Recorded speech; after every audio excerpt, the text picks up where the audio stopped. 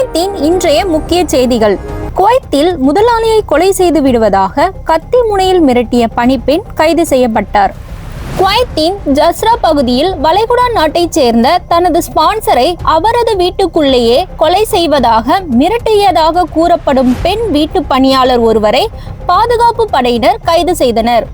பாதுகாப்புத்துறை வட்டாரம் வெளியிட்டுள்ள செய்தியில், நேற்று உள்துறை அமைச்சகத்தின் அவசர கால உதவிக்காக கட்டுப்பாட்டு அறைக்கு இச்சம்பவம் குறித்த தகவல் கிடைத்ததை தொடர்ந்து பாதுகாப்பு ரோந்து படையினர் உடனடியாக துரிதமான நடவடிக்கையை மேற்கொண்டனர்.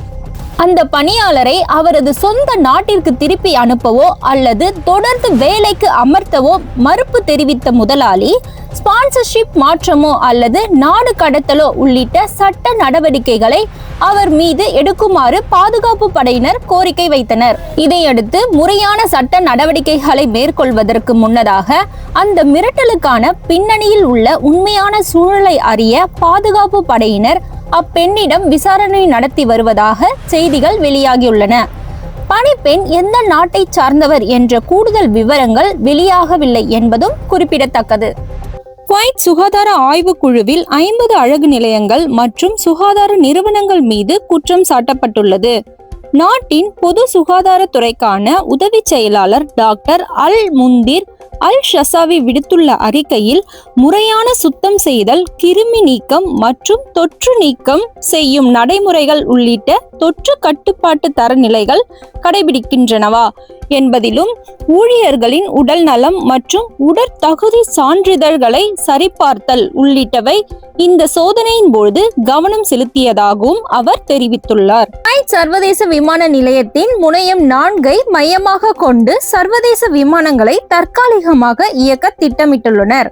முனையம் 4 தளமாக கொண்ட வெளிநாட்டு விமான நிறுவனங்களின் சேவைகளை மீண்டும் தொடங்க திட்டங்கள் உள்ளதாக சம்பந்தப்பட்ட மையங்களில் இருந்து தகவல்கள் வெளியாகியுள்ளன.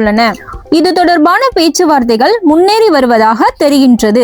அடுத்த வாரம் முதல் முனையம் 4 இருந்து வெளிநாட்டு விமான நிறுவனங்களின் சேவைகள் மீண்டும் தொடங்குவதற்கான திட்டங்கள் தொடர்பாக தற்பொழுது பேச்சுவார்த்தைகள் நடைபெற்று வருகின்றன. இது தொடர்பாக வரும் நாட்களில் அதிகாரப்பூர்வ அறிவிப்பு வெளியாகும் என எதிர்பார்க்கப்படுவதாகவும் செய்திகள் தெரிவிக்கின்றன. குவைத்தில் இன்றைய தங்கத்தின் விலை நிலவரம். 22 கேரட் தங்கத்தின் விலையானது 39 தினார் 150 ஃபில்ஸாகவும், 24 கேரட் தங்கத்தின் விலையானது 42 தினார் 700 ஃபில்ஸாகவும் உள்ளது.